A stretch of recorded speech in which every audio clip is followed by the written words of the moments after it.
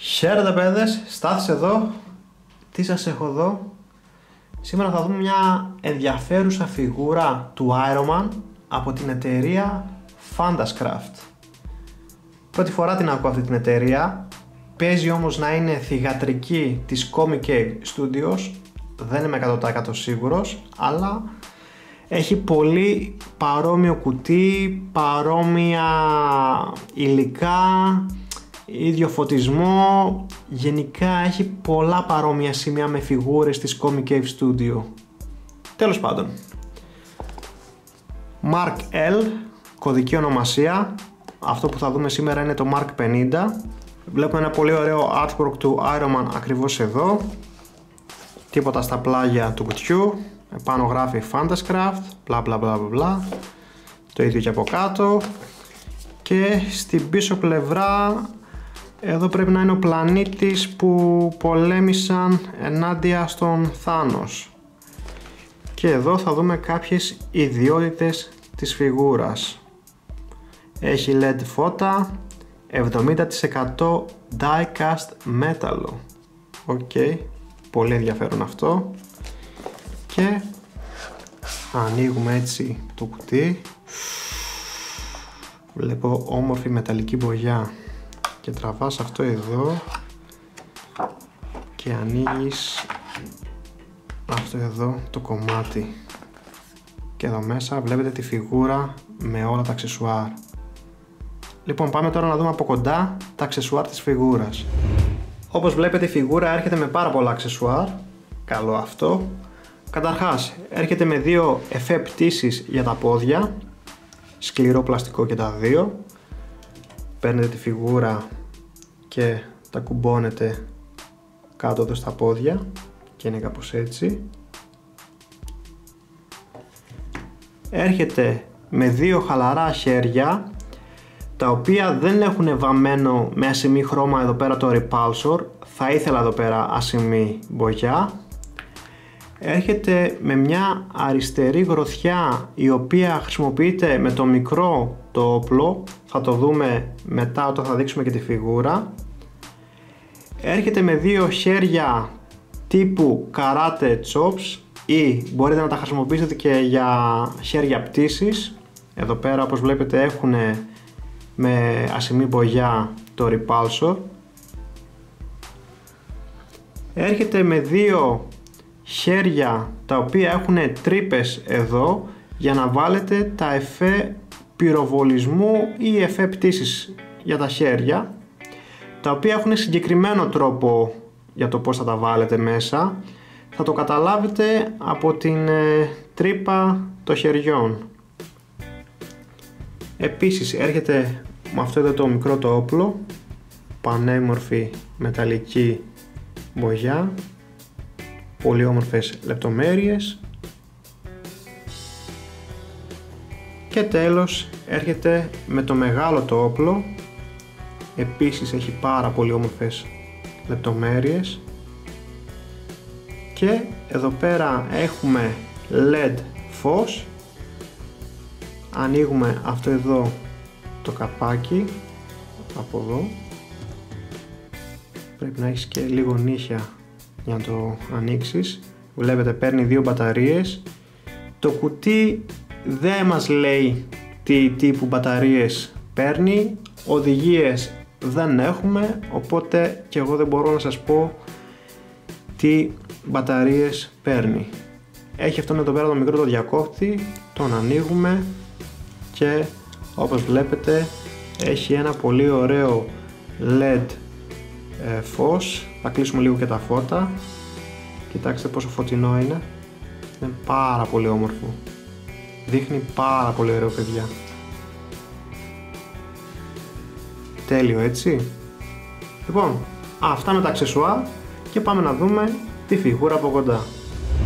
Και εδώ έχουμε τον Iron Man έξω από το κουτί του και παιδιά δείχνει φανταστικός. Η μεταλλική μπογιά επάνω του είναι εκπληκτική. Να σας πω κιόλας ότι τον αγόρασα από το ηλεκτρονικό κατάστημα Show Z Store. Δεν πλήρωσα και τελωνείο. Πολύ βασικό αυτό. Πλέον από εκεί αγοράζω τις φιγούρες μου, κυρίως τα Transformers. Και παιδιά, κοιτάξτε, λεπτομέρειες, φανταστική φιγούρα. Το πρώτο πράγμα που παρατηρείς όταν την πιάνεις είναι το βάρος της και επίσης το μέταλλο. Όταν την πιάνεις είναι κρύα η φιγούρα και είναι αρκετά βαριά, παιδιά. 75% die-cast μέταλλο. Εκπληκτική, έτσι. Εδώ πέρα πίσω έχουμε αφαιρέσει και το κομμάτι για να σας δείξουμε πως ανάβει στο διακόπτη για να ανάψει το Arc Reactor και τα μάτια του. Για να το ανάψουμε κιόλας. 2 μπαταρίες παίρνει. Κοιτάξτε, παιδιά. Τέλειος. Το Arc Reactor φαίνεται πιο φωτεινό από ότι τα μάτια, αλλά ναι, παιδιά, είναι εκπληκτικά τα LED. Φαίνονται πάρα πολύ ωραία. Και ξανακλείνουμε εδώ το διακόπτη και ξαναβάζουμε το καπάκι στη θέση του. Εδώ για να βγάλεις όμως αυτό το καπάκι θα χρειαστείς ένα πολύ ψηλό αντικείμενο, να το χώσεις εδώ πέρα στην τρύπα, πολύ προσεκτικά όμως, παιδιά, για να μην γρατζουνίσετε τη μεταλλική μπογιά, και μετά αφού ανοίξει λίγο το τραβάτε προς τα έξω. Η φιγούρα, παιδιά, είναι πανέμορφη. Κοιτάξτε εδώ πέρα λεπτομέρειες.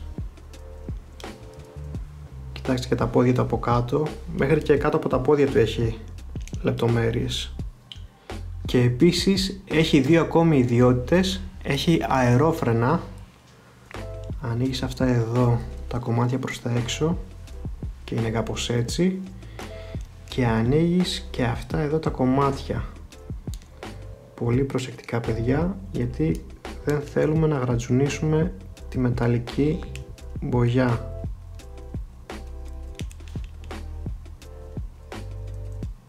Τέλειο, έτσι. Πολύ ωραίες ιδιότητες και αυτές.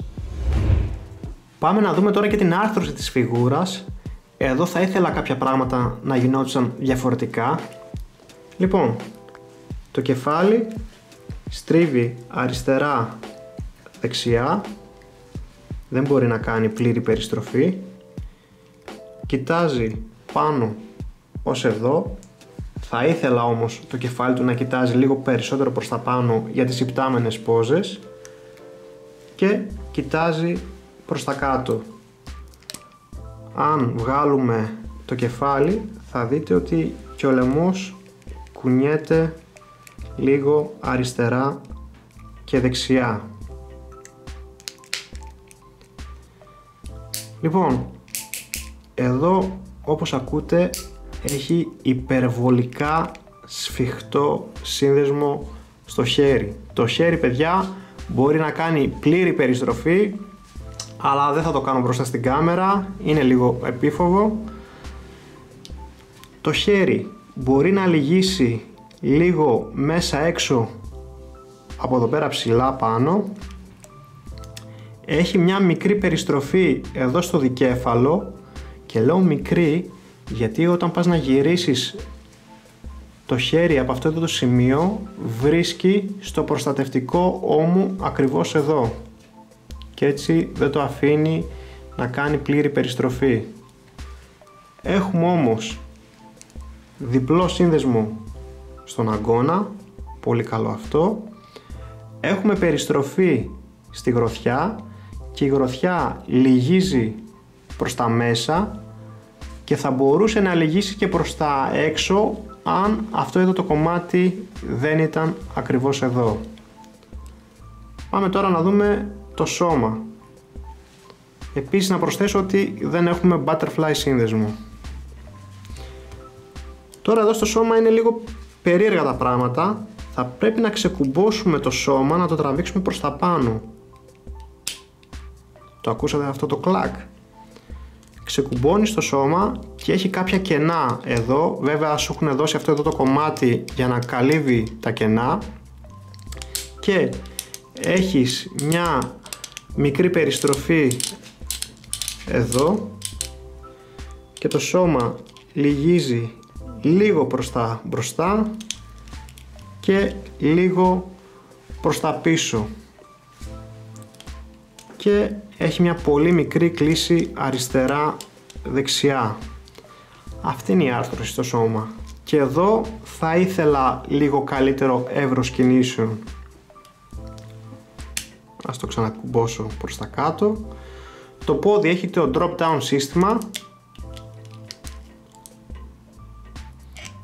και το πόδι έρχεται μπρος ως εδώ, πίσω ως εδώ, πλάγια, έχει περιστροφή εδώ πέρα ψηλά στους μυρούς, έχει διπλό σύνδεσμο εδώ στο γόνατο, το πόδι κάτω έχει και αυτό ένα μικρό drop down σύστημα, το τραβάς έτσι προς τα κάτω, θα ακούσετε ένα κλακ και κινείται πολύ λίγο πάνω κάτω και εδώ θα ήθελα λίγο καλύτερη άρθρωση στο πόδι και περιστρέφεται, έχει ωραίο σπάσιμο αστραγάλου και εδώ τα δάχτυλα του ποδιού δείχνουν να έχουν πινάκι αλλά δεν λυγίζουν, μάλλον είναι υπερβολικά σφιχτά ίσως, αλλά δεν έρχονται προς τα πάνω. Πάντως το κόψιμο εδώ πέρα υπάρχει. Γενικά η άρθρωσή του είναι απλά καλή, θα μπορούσε να είναι και καλύτερη. Είναι πολύ εύκολο να αλλάξουμε το χέρι και να βάλουμε το άλλο το χέρι που έχει το εφέ πυροβολισμού. Απλά το τραβάμε προς τα έξω και τοποθετούμε αυτό εδώ το χέρι το οποίο μπαίνει υποκλίση. Μας βγήκε και το εφέ, κάτσε το ξαναβάλουμε και είναι κάπως έτσι. Για να βάλουμε το μεγάλο το όπλο κρατάμε τη φιγούρα από το δικέφαλο, τραβάμε αυτό εδώ το κομμάτι, παίρνουμε το μεγάλο το όπλο και το τοποθετούμε έτσι ακριβώς και είναι κάπως έτσι. Τέλειο, έτσι. Και το τελευταίο όπλο που μπορούμε να βάλουμε είναι αυτό εδώ. Εδώ θέλει μια μικρή συναρμολόγηση, ας το πω έτσι. Θα πρέπει να βγάλουμε πάλι το χέρι από εδώ, βγάζουμε τη γροθιά από εδώ και το δύσκολο σημείο εδώ είναι ότι πρέπει να αφαιρέσουμε το σύνδεσμο. Ορίστε. Μετά παίρνουμε αυτό εδώ το κομμάτι, τοποθετούμε το σύνδεσμο σε αυτήν εδώ την τρύπα, έτσι ακριβώς, και παίρνουμε εκείνη την αριστερή γροθιά και τοποθετούμε εδώ, έτσι ακριβώς, και τοποθετούμε το όπλο, το αριστερό, εδώ. Και άμα θέλουμε μπορούμε να βάλουμε και ένα εφέ πυροβολισμού ακριβώς εδώ. Τέλειο, έτσι. Πολλές ιδιότητες έχει αυτή η φιγούρα και είναι αρκετά εμφανίσιμη. Η φιγούρα είναι 16,7 εκατοστά ψηλή ή αλλιώς 6,5 ίντσες. Και μία σύγκριση μεγέθους. Εδώ θα τον δούμε δίπλα στον Hasbro Star Wars Black Series Darth Vader και δίπλα στον NECA Gremlin Ultimate Flasher. δίπλα στον Masterpiece Movie Bumblebee και δίπλα στον Mafex Robocop 1, δίπλα στον Marvel Legends Cable και δίπλα στον ACH Figuarts Spider-Man Far From Home και τέλος δίπλα στον Comic Cave Studios Iron Man Mark 43 και δίπλα στον ACH Figuarts Iron Man Mark 50. Αυτοί οι δύο έχουν τις ίδιες στολές. Τώρα θέλω να δείτε λίγο αυτές τις δύο φωτογραφίες. Σύμφωνα με τις φωτογραφίες, δεν νομίζω ότι κάποια από τις δύο φιγούρες είναι movie accurate εντελώς.